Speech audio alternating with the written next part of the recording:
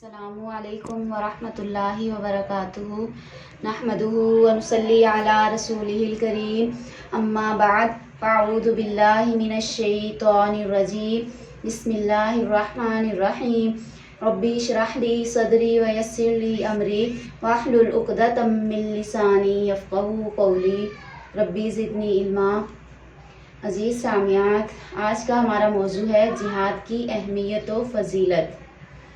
نبی اکرم صلی اللہ علیہ وسلم نے فرمایا، ایک روز آئے گا جب تم یہودیوں سے جنگ کرو گے اور وہ شکست کھا کر بھاگتے پھریں گے۔ کوئی یہودی اگر پتھر کے پیچھے چھپ جائے گا تو وہ پتھر بھی بول اٹھے گا کہ اے اللہ کے بندے، یہ یہودی میرے پیچھے چھپا بیٹھا ہے، اسے قتل کر ڈال۔ بخاری حدیث نمبر 2925۔ جہاد کے بارے میں قرآن کریم میں اللہ تعالیٰ نے 500 سے زائد آیات نازل فرمائی ہیں۔ جہاد کے عنوان پر امام بخاری، امام مسلم، امام ابو داؤد، امام ترمذی، امام ابن ماجہ، امام نسائی بہت زیادہ انہوں نے ابواب قائم کیے ہیں جہاد کے موضوع پر۔ جہاد عبادت بھی ہے اور ضرورت بھی۔ جہاد باعث حصول فضائل بھی اور فرض بھی ہے۔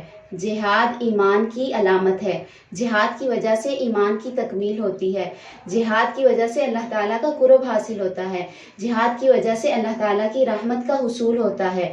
جہاد کی وجہ سے گناہوں کی معافی اور آخرت میں درجات کی بلندی حاصل ہوتی ہے۔ جہاد کی وجہ سے وہ روحانی ترقیاں منٹوں میں حاصل ہوتی ہیں جو بغیر جہاد کے برسوں کی ریاضت سے بھی حاصل نہیں ہوتی۔ جہاد کے ذریعے ہی اس امت کا فرعون ابو جہل اور نبوت کے بعد پہلا فتنہ انکار زکوٰۃ و ارتداد کا خاتمہ ہوا۔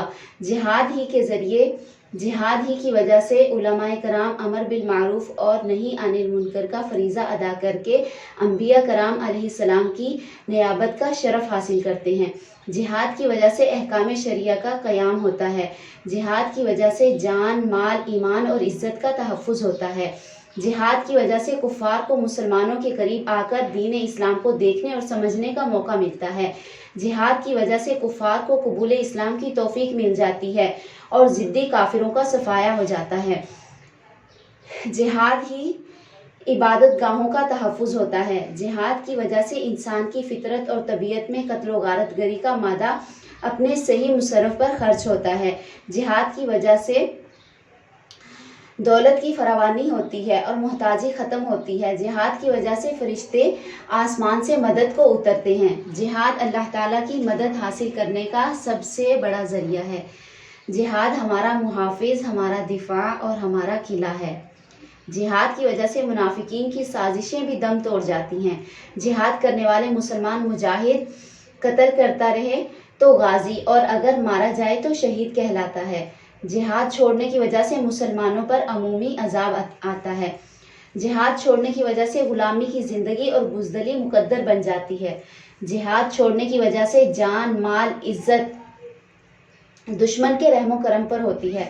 جہاد چھوڑنے سے زمین میں فتنہ فساد برپا ہو جاتا ہے۔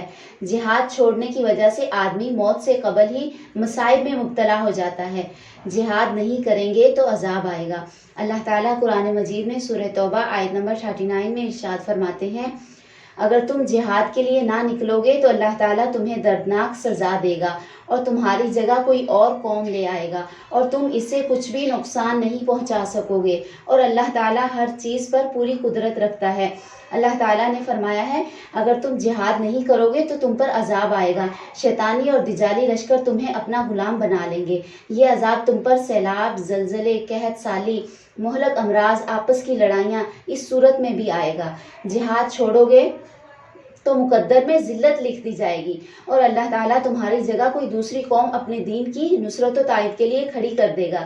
نبی اکرم صلی اللہ علیہ وسلم نے اور صحابہ کرام رضوان اللہ علیہم اجمعین نے جہاد کے ذریعے ہی تمام کفریہ طاقتوں کو شکست دی اور اللہ کے دین کو غالب کیا۔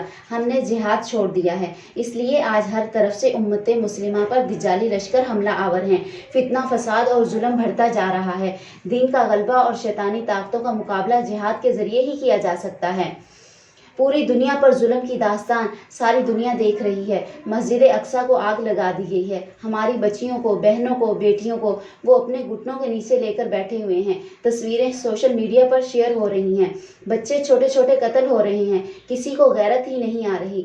مجھے تو یوں لگتا ہے کہ یہ ہماری نمازیں، ہمارے سجدے کیسے قبول ہوں گے؟ ہم مجرم ہیں جو آرام سے بیٹھے ہیں، کیا کریں، بے بس بیٹھے ہیں۔ اس معاملے میں ہم خواتین کو کیا کرنا چاہیے؟ مسلمانوں کے لیے جو دنیا بھر میں ظلم کا شکار ہیں، اس سب کے لیے آپ اپنے گھر کے مردوں کی تربیت کریں، اپنے بھائیوں کی، اپنے خامندوں کی، اپنے بیٹوں کی۔ انہیں امت مسلمہ کا حصہ ہونے کے ناطے جو فرائض ہیں ان سے آگاہ کریں۔ بچوں والی ہیں تو اپنے بچوں کی ذہن سازی اس طرح سے کریں کہ ان کی زندگی کا مقصد محمد بن قاسم صلاح الدین ایوبی جیسا بننا ہو، نہ کہ ڈاکٹر، انجینئر یا پیسہ کمانے والی مشین بننا۔ اگر وہ ڈاکٹر یا انجینئر بھی بنے تو ان کے ذہن میں صرف دنیا کی حفظ نہ ہو، بلکہ وہ اچھا جہادی مسلمان بھی ہو۔ اس کو پتہ ہو کہ میں انجینئر یا ڈاکٹر بھی بنوں گا تو اسلام کی خدمت کروں گا۔ ان کے ہیرو حضرت عمر اور حضرت خالد بن ولید رضی اللہ تعالیٰ عنہما جیسے صحابہ ہوں، نہ کہ آج کے دور کے گوئیے۔ جانی اور مالی امداد کر سکتی ہیں تو ضرور کیجیے۔ آپ اپنے پیشے اور ہنر سے بھی مدد کر سکتی ہیں۔ آپ اپنے علاقے میں رہتے ہوئے ارد گرد کے لوگوں کی تربیت کر سکتی ہیں۔ مسلمانوں پر ہونے والے مظالم کے بارے میں آگاہی دے کر، اپنی ذمہ داریاں بتا کر، اور نہیں تو سوشل میڈیا پر مسلمانوں کے لیے اٹھنے والی آوازوں میں اپنا حصہ ڈال سکتی ہیں۔ اسلام ہمیں ہر طرف سے کفر کے خلاف لڑنے کا کہتا ہے۔ اگر آپ میدان جہاد میں لڑنے کا ہنر رکھتے تو میدان میں کردار ادا کریں۔ استاد ہیں تو تربیت کریں۔ گھروں میں موجود ہونے کے باوجود آپ سوشل میڈیا پر مظلوم مسلمانوں کی آواز بن سکتی ہیں۔ اسلام میں عورت کا کردار سب سے زیادہ ہے۔ اگر عورت اسلامی احکامات پر عمل کرے گی تو یقیناً وہ اپنی اولاد کی تربیت بھی اسلام کے مطابق کر سکے گی۔ اگر آپ چاہتی ہیں کہ آپ کی مسلم بہنوں کی عزت محفوظ رہے تو اپنے بیٹوں، بھائی کو محافظ بننا سکھائیں، خولا و خنسا سا کردار بنیں۔ اگر آپ نے خولا و خنسا کے کردار کو اپنا لیا تو وہ وقت دور نہیں جب اس امت میں عمر اور خالد اور ایوبی جیسے سپہ سالار پیدا ہوں گے جو امت کے درد کا مداوع کریں گے۔ آپ اگر عورت ہیں تو آپ ہی اصل کردار ہیں۔ میدان کی تیاری آپ کی گود سے شروع ہوتی ہے۔ اپنی گود کو امت کی تربیت گاہ بنانے میں دیر نہ کریں۔ انشاءاللہ اللہ تعالی ہمیں عمل کرنے کی توفیق عطا فرمائے۔